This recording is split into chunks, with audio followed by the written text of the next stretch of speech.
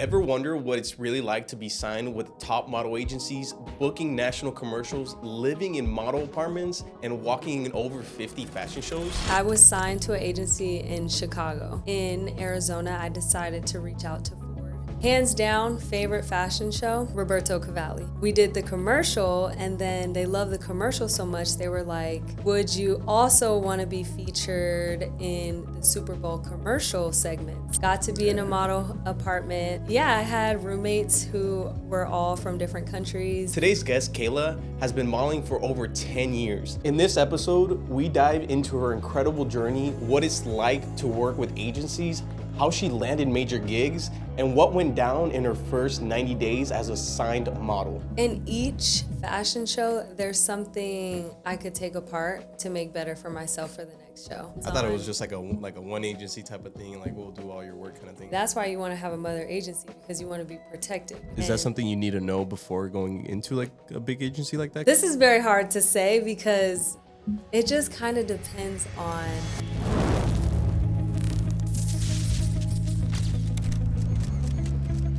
We'll definitely get into that a little bit more, because that's something like kind of you have to learn with experience, right? Of knowing what you want and how to correlate that with a photographer to get that vision to life, you know? But to kind of start off, like, how did you start into modeling, you know? Like, what was your, I love this question. Journey? Yeah. So how did you kind of So start? I kind of was vetted in. My parents, they met in the industry. When they got a divorce, my mom full blown let me go in her wardrobe, try on her heels.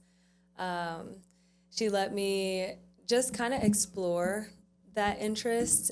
It was never a pressure thing with her. It was always, you know, if you want to do it, you can. Here are the heels, here are the materials, and we just went from there. And I remember my first shoot was with Marcus Jeter in Chicago, and I was able to cast and be on a perm product. So that was my very first big ever shoot that I've done, and then from there I fell in love, and I was like, yeah, this is something I want to do. That was your first year that happened? Yes, my first year that I started, I believe I was 17 turning 18. But my mom been shooting with him for years, and he's super huge in Chicago. So it was kind of like a trickle effect. Like, if your daughter wants to do it, we're available. She's gorgeous, and just went off from there. And like, did you always have that confidence to do something like that, or is that like something that your mom was like helping you with as you grew up? Definitely helping with as I grew up. Not a lot of people know that I have 3 siblings, and from there, I think building confidence starting in the home started early because we were around so many women. I don't know, it's so surreal because thinking about where I started with no confidence, walking in my very first fashion show to now is just, I don't know, it's surreal feeling. What you do now. Yeah, it's just like something I don't even think about it now. Like, if someone's like, hey, would you want to do a runway show? I'm in for the win. That's sick. Well, what was like your mental like at that age, like going into it? Like what kind of thoughts did you have? Were you like super excited the entire time? Did you have like doubts about it and stuff like that? Or like was Definitely. it like fully like, I'm into this, let's do it? I mean, being so young definitely was a setback because I felt like I wasn't where I wanted to be. I mean, I knew time eventually would graduate to being confident, but I don't know, just being that young and not having as much confidence is, I don't know.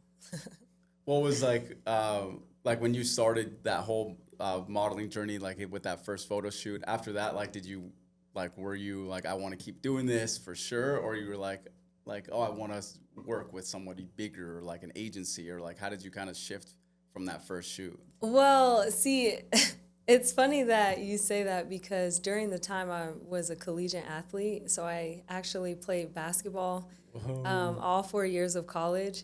So having that and having a scholarship was very much juggling between the two, and I kind of put modeling to the side because I wanted to finish, you know, the career that I started with my basketball journey, and then my major being in psychology, I just wanted to finish that. and then start modeling. So it was just juggling between the two, trying to figure out really where I wanted to stand. Did you end up finishing school or? Oh, yeah. Yeah. I finished that. Finished that, done with that. Glad I experienced that journey. Loved college. If I didn't do college, I think I wouldn't be where I am today. And modeling just helped me boast that. So were you modeling in between school as well? Yes, I was. Oh, wow. Yeah, and at the time, my mom was working for American Airlines, so I was able to fly back and forth. And I Nice. was signed to an agency in Chicago, so I was just going back and forth, living the best college dream, no job, getting paid to fly. Yeah, so getting booked, playing games. Definitely hard to juggle, but I think that journey itself built my confidence and to where I am today. So you kind of started on the agency route then. Like, did you kind of get booked right away with an agency, or how did that all work? Depending on what agency. Like the first one, like, because you said you were already booked. Yeah, so the shoot actually was through my mom, and that wasn't through an agency at all. It was just kind of like here's my daughter, let's cast her for this and see how she does. And then as soon as I got casted and actually got the job and got the money, I was like, okay, that's what is motivating me to actually continue to model. So as soon as I seen that first paycheck, I knew, I was like, oh, I need to be signed. Like, I need to be signed doing things that is actually going to be worth doing. Even though modeling is like my second nature, I don't think about doing anything with it. So how long after that first photo shoot did it take for you to get like an agent or an agency or? I think 3 months. Oh, wow. Wow. So Yeah. right away. right away, because my mom, she had a lot of connections, and it was kind of like, when you're ready to go deep in the deep end, instead of putting your toe in the water, let me know, because you have the opportunity. So very grateful for that. My parents definitely shoveled the path, and I'm just shoveling it, right now, keep it going. Right? I mean, you've learned everything that you've needed to throughout it to, keep your career going too. Yeah. What was, at that point, since you started it, with an agency so early, what was your goal after that? Like, once you got in that agency, where was your goals there? I think my goal then was commercial. I knew I wanted to get into commercial because, again, that's where the money is. Love Runway down, but I knew commercial, I had the face, I just needed, the guidance for me to continue to do commercial. So I think that was my first step in the water, trying to get into modeling, because Runway was not my first get to. Like, did you try it firsthand, or what was like the first things that you did For the modeling? Runway? Yeah, like. So actually, what my very first runway experience was with Phoenix Fashion Week.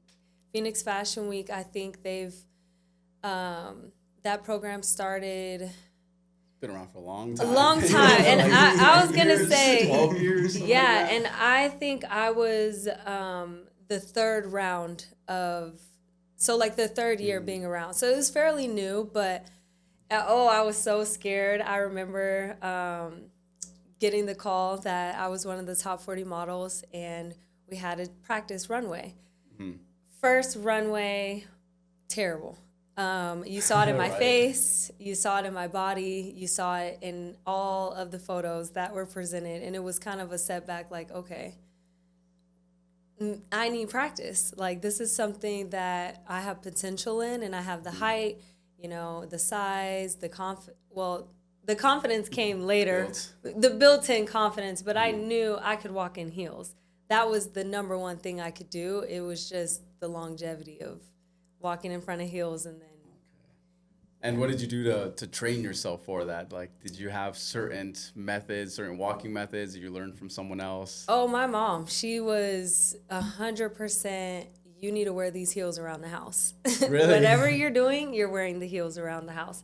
And I just remember hating wearing the heels because of the sound and the posture. You sat or you walked around with it. It was a lot because again, I was a basketball player and I also ran track, so it was just going between the sneakers to the heels. It was always the heels in the house though. Dang, that's funny. Yeah. So like, did she like, how often would she train you with that? Like, was it something where it's like this day we're gonna be working on walking, or we're gonna be working on your posing or something like that, or how did that go? So at the time, I knew I wanted to be on America's Next Top Model. So as soon as I told my mom that, it was okay. Heels are every day. You take at least 1 to 4 hours walking in the heels, you'll be able to walk in the heels no problem. And I just remember at the time, like, no little girl is walking in no 6-inch heels around anywhere. But I think it's shaped me to be the person who I am on the runway now because you couldn't tell me nothing. Any inch I could walk. So Wow. I think it was just walking daily 1 to 4 hours.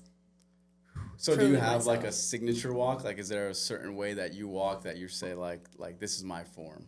I don't like to compare myself to anyone usually, but Naomi Campbell is my girl and I love her down. I think that is my signature walk because our walk is very different, but then I think when people see us on the runway, they compare us together. So Okay. that's why I kind of compare myself with her. Hey, I mean, you guys both, I mean, do such a great job on the runway. I mean, you guys know exactly what you're doing, walking down, even up to like when you stop at to the photographers and like, you know, how you have to do that look before you pass back. So all of that looks even just great on camera. How long did it take you to kind of get used to? Because you're saying that so you kind of. Well, let me backtrack a little bit because I wanted to ask. So it sounds like your mom wasn't very pushy about it. It was more of like if you want to do it, you'll kind of like do it. But when it came down to like, all right, well, if you really want to do it, was she very tough on you, or was it very kind of lenient? How like what was the dynamic between like the mom / coach? We had a great balance, I think. She was I would say, if it was something that became a dream of ours or something that was very motivating to us, she was hard on us. She wasn't just going to let us just have these ideas floating around in the house and just letting those ideas slip away. She was definitely the type to push. Like, if this is something you want to do, I'm going to hold you accountable and you're going to make sure you're going to be the best at it. So it wasn't going to be half-ass, like, you model or you don't. It was, you're going to be 100% a model or you're not. So Nice. So and you said that she was a model yes. prior to that. So like, Yeah. did that play a role? Do you think in any way, shape, or form, where that like the way she would kind of like go about training you at all or anything like that? Oh yeah, or? definitely, because she was the face for Emotion. So there was a hair company back in the day that loved her. So from Runway to that campaign, it was, okay, let me show my daughter the ropes. And it wasn't always pros. So it was like, I'm going to show her that, you know, modeling is not just show up camera ready. Gotcha. Like, it's definitely behind the scenes. That is what she taught me that made my confidence the way it is today. Gotcha. Okay. And then, yeah, it's crazy to think like that, like, especially like, because you hear it all the time, right? Where like sport, like athletes, like kids and stuff like that, they always tend to like kind of almost struggle to follow what the parent kind of like did for their life because they have to like meet a certain standard or whatever. Do you ever feel that way at all? No, because I think my mom would want me to be better than what she was. I don't think she held any of us to a lower standard. I think it was always above and beyond with her, and to make sure that if this is something we were going to do, that we were going to be the best at it. So That's sick. How many shows have you done like up to this point now? 50 plus. Whoa, I think I would say dang. 50 plus, with being, you know, a local production to one of the biggest productions. So Nice. a lot of practice. So how was like the road after that? Like that first one you learned, I mean, all those things that you didn't know about. How did you kind of prepare yourself for the second one? I think In each fashion show, there's something I could take apart to make better for myself for the next show. I think, starting out for that first one, thinking I was the best on the runway, to actually seeing like, oh no, there's other girls who practice more than you and want it bad enough that look better than you. So it was just the motivation, taking that piece by piece and carrying that back to the next show. I think it's very important to be very open when you are going to shows, because each show is different. So whether that's being from the call sheet to the changing to the early calls, I think it's very important to make sure that you're open to the changes, because like I said, every show is different. You never know what you're getting yourself into. Right. When did you start getting to that point? Like, how many shows were you in and you were like, I know what to prepare for now? I think Scottsdale Fashion Week was one of the shows that I was like, okay, I feel confident, I feel great, I feel prepared.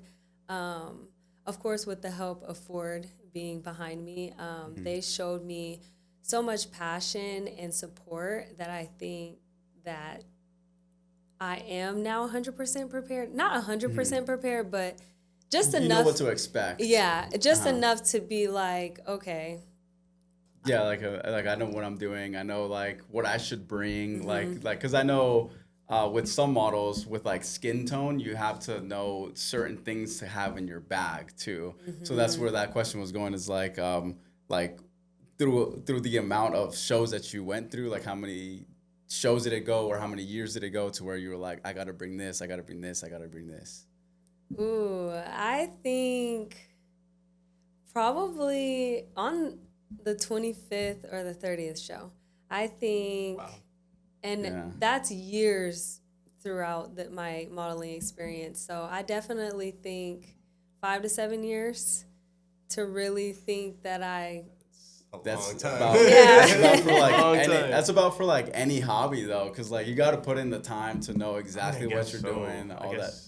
Because I mean, even like with myself with video, I mean, it took, even that long just to even know how to create a good video. Right. Very true. So, very true.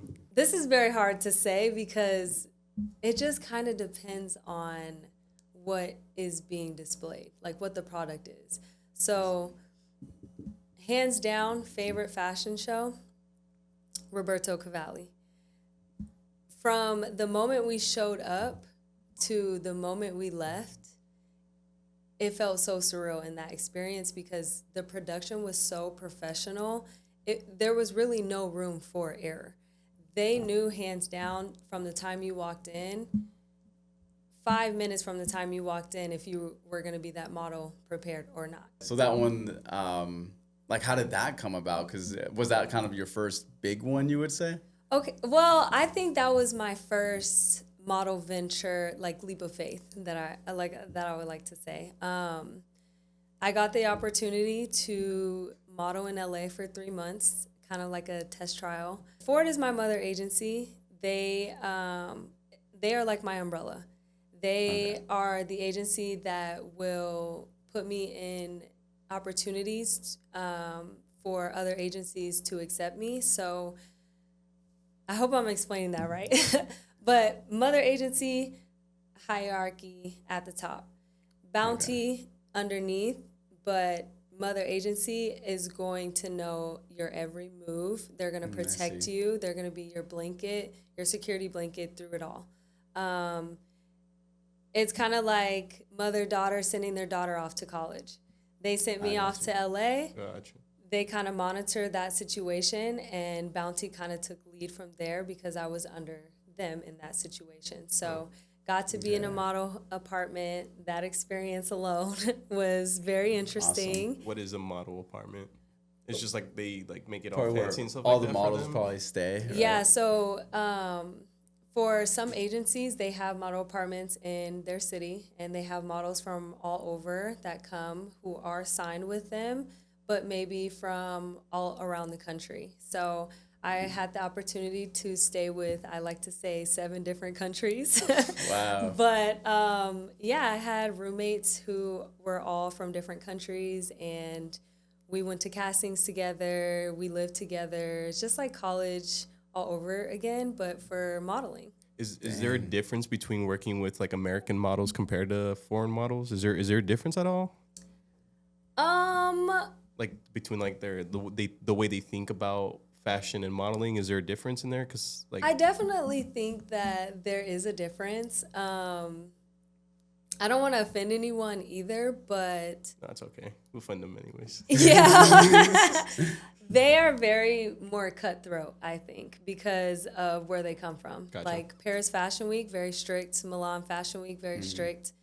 They come from a very strict diet. You know, I'm over here eating a cheeseburger. They're cutting up cucumbers and hummus. So yeah, that's what I was going to ask. Was like, was it competitive? Like in any way, did it feel like it was competitive, or was everybody always super supportive? I think in the model house that I was in, everyone's super supportive. We are still friends to this day. When they come to visit Arizona, we hang out, or if I go to LA, we kind of hang out, or if I go out of the country, we love to connect. But very much cutthroat in that industry. There were some girls who very much were put off and wanted to be to themselves, which makes sense because we're at the end of the day, we're all going to the same casting. We're all trying to get booked. We're all trying to get the same casting director to look our way. So I think in my model apartment, very supportive. We loved constructive criticism. We'd walk every day. We'd help each other with the castings, hold the phone, tell them fix your hair. So love those girls down. I love my apartment. Very great experience for my first time. Dang, that's super cool. So how many countries have you been to and done shows there? 0. Oh no, would you? I haven't yet been out the country to model. That is one of my biggest goals to accomplish. So that's just something that's on the radar that will be coming soon.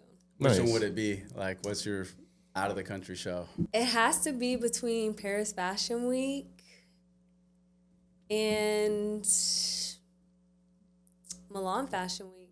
I know they're very competitive, or even being booked as a international beauty shoot. Yeah, because I saw, I think it was Paris Fashion Week's fall show. I don't know if you saw it, but it was like a big fountain in the middle and like it was a big circle. Oh, like dude, the show was Beautiful. just amazing to have even like people that were like doing shows and like dancing and stuff like that. Like being at one of those would be so cool for even myself to film it.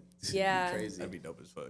Yeah, I think I cherish a lot of the fashion shows, whether it's big or small, because you can take away little things to make yourself better into the next fashion show. So I think I learned something different from each one. I think it's very important to be very open and allow opportunities to just flow in rather than just going in, being a try-hard. I think going with the flow. Yeah, kind of learning as you go too. Yeah. Okay. So what was it about like Scottsdale Fashion Week that you said that one was the one that you felt the most confident in? Like what was it about that one that just made it so special? I think it's all about the team. It was the team behind it. Right. I think they were very professional. They made sure that the call sheet was very thorough. You know, that's something you get before any shoot or runway show. You get it. You could either get it a night before or you can get it a week before. It just kind of depends on how much information they want you to know. But I think it's very important what the call sheet says. And with Madison running it, it's very thorough. Or I should say with Ford running it, they're very thorough and they make sure that their models come prepared. And if the models don't feel confident, they have little workshops that I got to attend to help models feel more confident when walking in the runway. Okay. Nice. So how'd you end up at Ford? Ooh, this is fun. So actually, when COVID hit, I was signed to an agency in Chicago. I was supposed to move to Chicago. That was going to be my mother agent. And then obviously COVID hit, and that's when the modeling world really took a step back. So ended up moving back to Arizona. And I think a month in Arizona, I decided to reach out to Ford because I saw just everything that they do on their page, and I felt very intrigued. So I asked my agency to actually ask them if they could do a go-see and I can come in, and the rest is history. Did you feel confident walking in there? Were you like, easy Actually, peasy, lemon squeezy, no. or are you walking there like shaking the entire time? I was shaking in my boots, I'm not going to lie. I felt like I didn't have an image yet. I couldn't. So how long were you doing modeling for? Before I got signed to Ford? Before you got the chance to sign for Ford. So I was 18 when I first started modeling. When I first started, or when I signed to Ford, let me do the math. It had been 7 years. So by then you've had a good amount of like experience and all that, but you still walked in there pretty shaken up. Pretty shaking in my boots. I just I didn't know where I wanted to be placed. I didn't know if I liked runway the most. I didn't know if I liked commercial. I didn't know if I just wanted to be an editorial model. It was just very much, I don't know. Is that something you need to know before going into like a big agency like that? Can you not move around between like run models and commercial and stuff like that, or how? You definitely can move around, but I think when you're first starting, you need to have an idea. Gotcha. Because they're not going to know where to place you if you don't kind of have an interest and somewhere to start. So for me, I'm a very fast learner. I kind of told Ford, like, I want to do everything. Put me where you think that I'm going to be the most successful, but I just want to do everything. Mm-hmm. And honestly, it's not realistic to be doing everything all at once if you want to perfect your craft. Yep. Yeah. I think it's important to, maybe if you do want to do everything, do it step by step. So maybe 1 year, all you're focusing is on runway, and then the next year, all you're focusing on is commercial. I think me not having an idea was kind of a gift. A good thing. A good thing, because Ford was very open into letting me kind of experiment and dabble in all of the categories, and basically put me best where they thought I fit, and then they made sure that I was comfortable and basically something that I could thrive in. So they made sure that.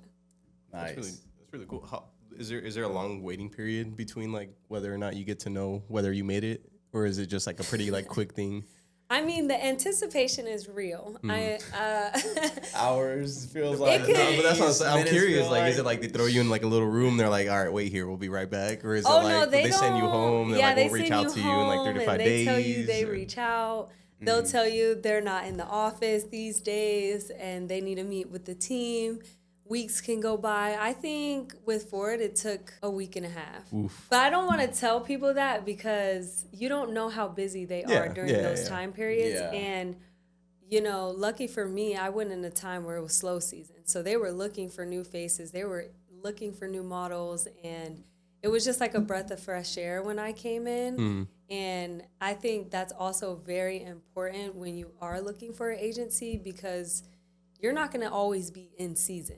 So I think that is very important to share with new aspiring models, because you're not always going to be in season. Like, how did it go for you? Like doing your first commercial shoot and going through that whole process. How was that for you?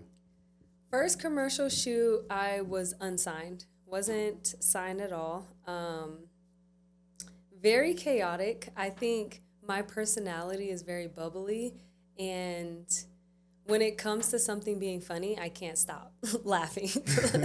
So I think that was the one thing I could think of being my first commercial shoot, because actually during that time, it was just, so I got casted to be on a perm box first shoot, or first model experience, and then the hair product ended up liking me and reaching out and asking if I wanted to do a second segment with them. And that happened to be a commercial segment. So during that time, we did the commercial, and then they loved the commercial so much, they were like, would you also want to be featured in the Super Bowl commercial segments? What? And I'm like, what? no way that this opportunity just came about from a photo shoot. Are you telling me that you're on a Super Bowl commercial somewhere out there? Back in the day, yes. That's if you crazy. YouTube it, I am. What year? We gotta know. You gotta know. What year was that? I want to say 2013, 2012. When they were. Pull up that video. We'll find it. We'll find it It's a hair somewhere. commercial, but it was aired during the Super Bowl. Yeah. No, we get you. But I don't know. Being that young and having those opportunities, it was just so surreal. Didn't think anything like that would come about from just doing one photo shoot. So it was just a trickle effect of abundance of joy, I guess I would say. Did you like have experience being on film? Because it's a little different being like photo shoot compared to a video shoot. Oh, you know? yeah, Did you, no. Yeah, no, how did you no kind of experience. mentally prepare for that? Oh, I don't know. I just kind of dove in that. You just walked in had there and the just did what you gotta opportunity do, and and you wanted to run then with I it? remember my mom. We were actually visiting Chicago for the summer, and my mom's like, "Let's do a shoot." My friend is willing to shoot with you. He does beauty campaigns. Did the shoot. Trickled after. Then next thing you know it, I'm on set. I was casted. There were 3 models there, but it seemed like they knew what they were doing, and I thought they were part of the set. But they didn't tell us we were casting for the commercial shoot. So it was kind of like they were asking me, "Oh, we loved you from the prior shoot, and we'd like you to come for the commercial." So I'm thinking, I already got the job, but they were trying to cast the best model for the commercial. And I just remember them saying action, and we had these little fake drinks, and I'm just like shaking. And one of the extras are like, "Are you okay?" And I'm like, hell no. and I'm just like, cut. Like, we're not okay, cut. But I'm just shaking my glass, and I'm just cracking up, and I'm a very silent laugher. So everybody's looking at me like, "Is she okay?" And I'm just like, Like, I'm trying to keep my cool. deep down. So no, that experience wasn't good, but they still used it. The commercial came out amazing. It was just trial and error for that. I kind of just go in there without having a game plan, because I think when you start planning things is when stuff start going sideways. You overthinking Yeah, stuff. You and stuff like overthink that. it. For sure. Yeah. What is one of your favorite parts of that whole process? Because it's about, like, let's say you have a show at like 7 p.m. How does your day go from just when you wake up to that time? I think it's all about the preparation. So definitely got to get your yoga in. Definitely breakfast. I hate the stereotype that models don't eat, because I 100% am going to have snacks. Anywhere I go, I'm going to have snacks. I'm going to have eaten a full meal prior. I think health is very important when going through this entire model journey. So I take great pride in that. Get your snacks on the way and get your bag prepared the night before. Like, do not try to stuff everything you need, because that's how you forget things. So what is like the first thing that you do? Like you're at the show. For me, I like to make sure I see the runway. That's the first thing I like to do. I like to make sure I'm acquainted with the area, the spaces, and the exits. Right? In case you gotta run out of there. Just in case, you never know. But, just to scope out the area a little bit to make sure you understand everything. I know my agency, they like to do run-throughs before we start getting ready. So we'll do the run-throughs. Any questions are asked then. Anything that you think you may be missing, that's a great time to figure it out then. Set your bag down. Basically, just set your stuff up for the runway. I like to listen to my music, make sure everything. What are you listening to on the day of a runway? Right? That's I think interesting that's to think funny. about as like a pre what do they call it? Yeah, like a for like pre-game song pre-game or whatever. song. Yeah. Anything that's coming on my playlist I almost don't want to say it because You're like, that's gatekeeping. This is my Nah, playlist. it's gonna be It's some, my like, playlist. heavy metal, like some And then- screamo stuff.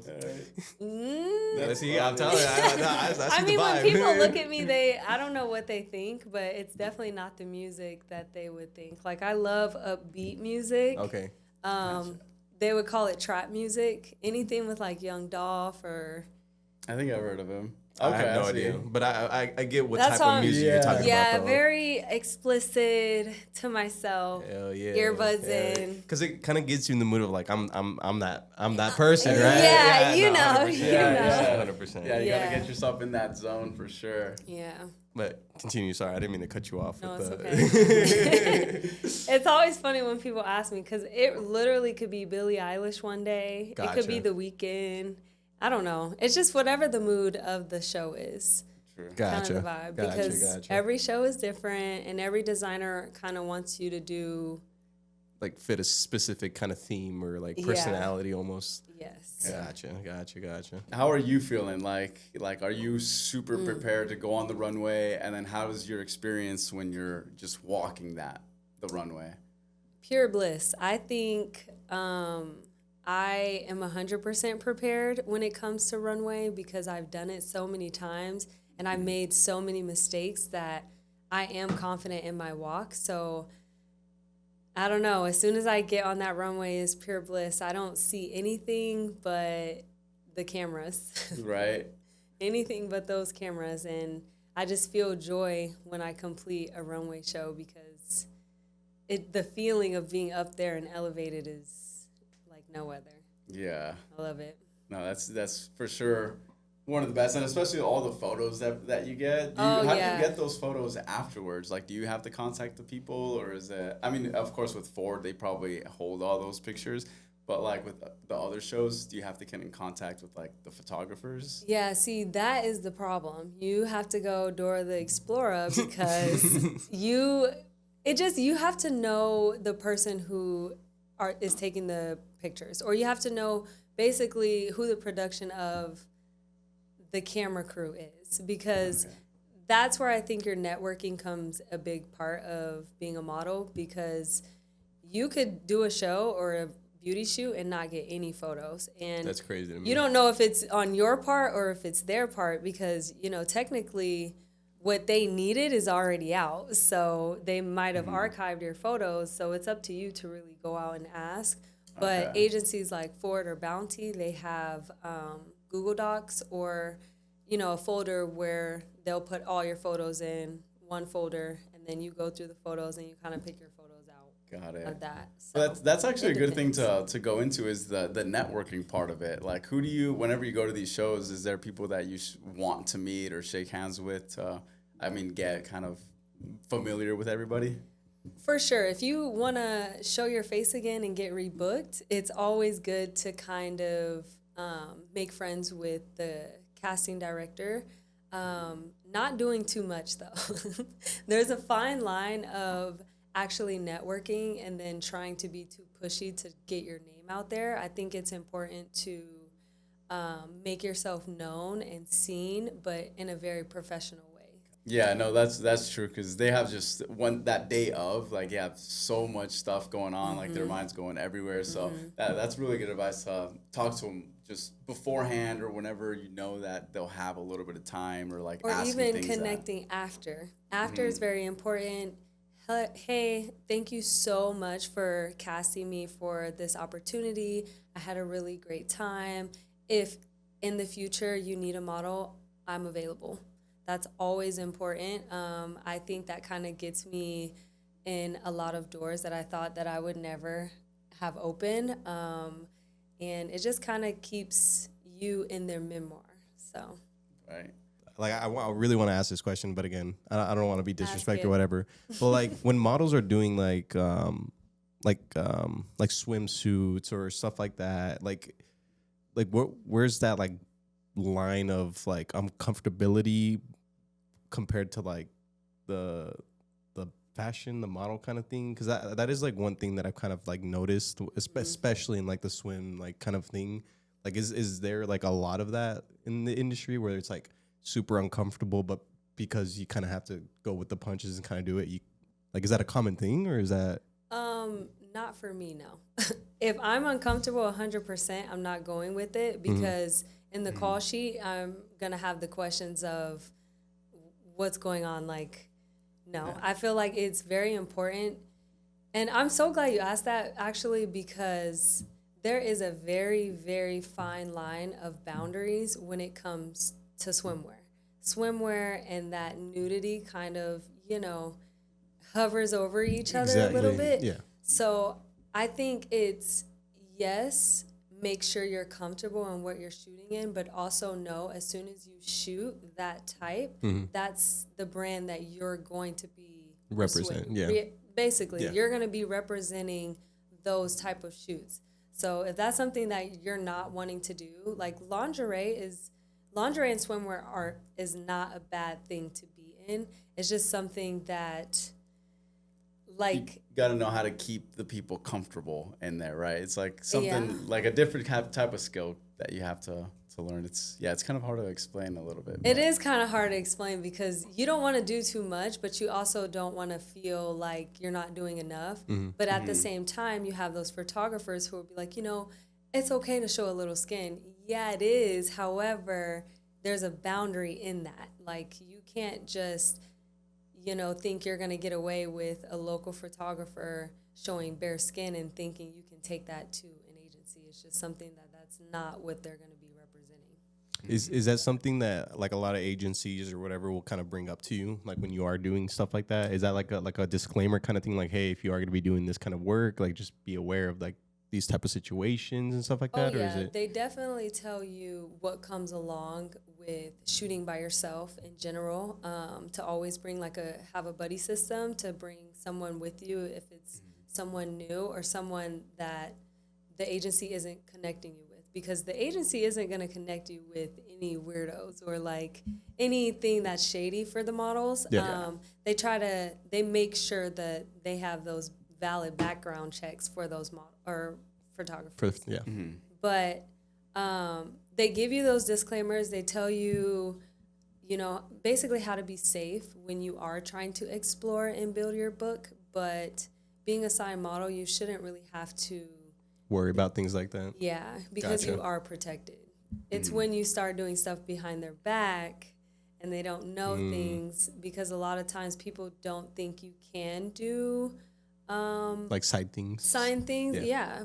But you can. It's just, you just have to be careful with it. I wouldn't recommend it, but if there is something you wanted to do outside of the agency, bring it up to the agency, especially if you're getting paid and if your face is being plastered, because in per the contract, you can't really do anything else outside of That's interesting, actually, to get paid.